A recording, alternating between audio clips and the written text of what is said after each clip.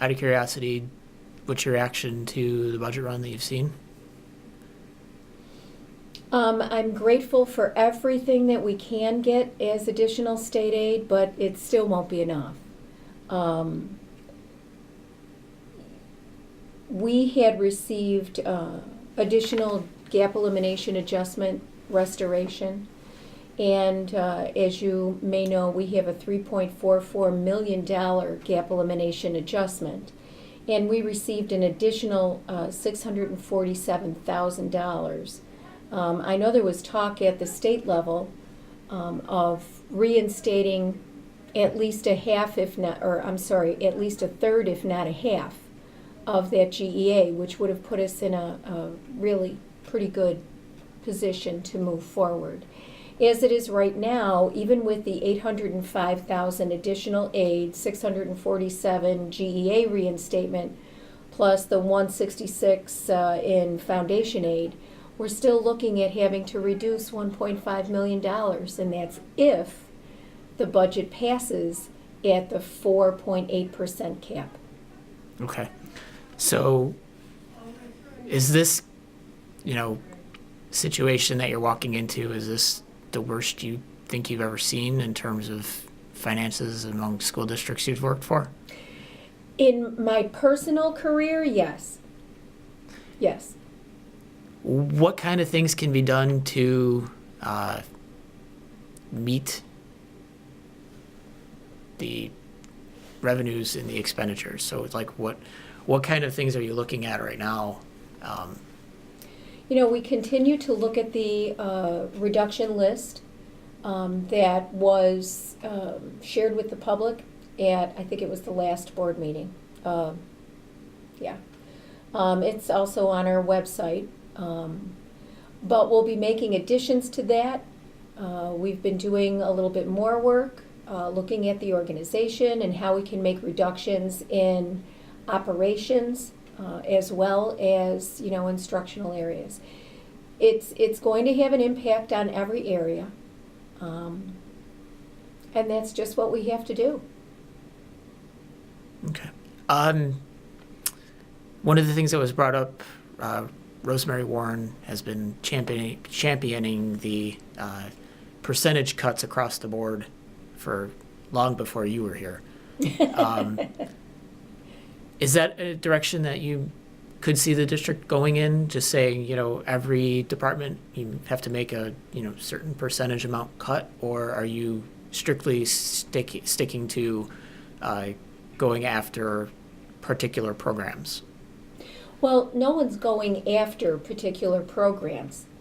It's more of taking a stiletto and trying to carve out what you can reduce without having a significant impact.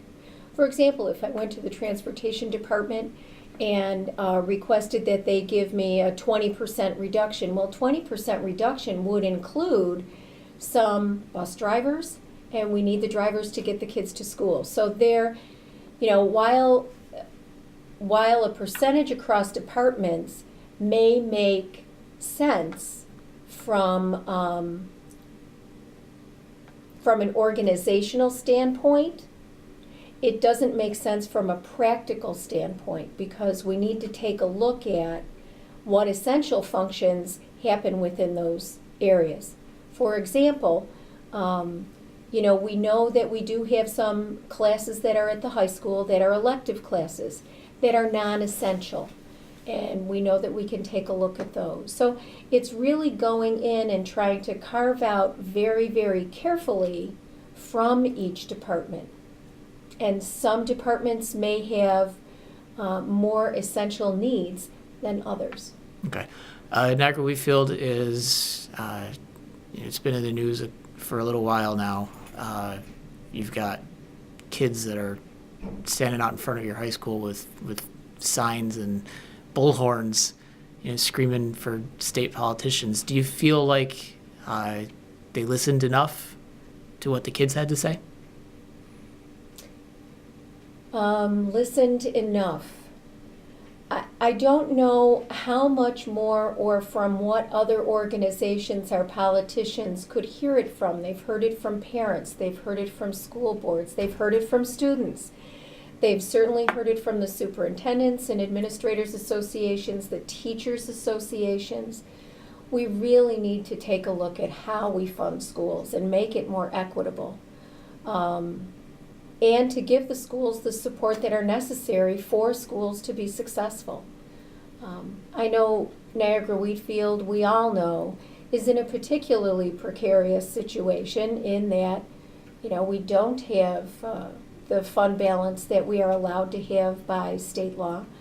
And, we're significantly financially stressed, which adds to the challenge. But in terms of being heard, I think they've heard. It's just their actions. I'm grateful for what we do have. Please don't misunderstand me. I'm grateful for what we have, because otherwise we would be reducing even more programs. And that's not an enviable position to be in. So it's not that I'm ungrateful, but I go back to, the equity in funding, the equity of distribution. When I look at the state runs, the state aid runs that were just shared last night, and I go to particular counties, I see 15% increases when Niagara-Wheatfield received a 5.7% increase. Let me just check my facts. Sorry. 5.8% increase without the building aid. So when I see other districts who are receiving 15% state aid increase, we're receiving just a little bit less than 6%, and we're certainly in greater financial need than those other districts, it just causes a question to come up in my mind about the equity of the foundation aid and the funding formulas.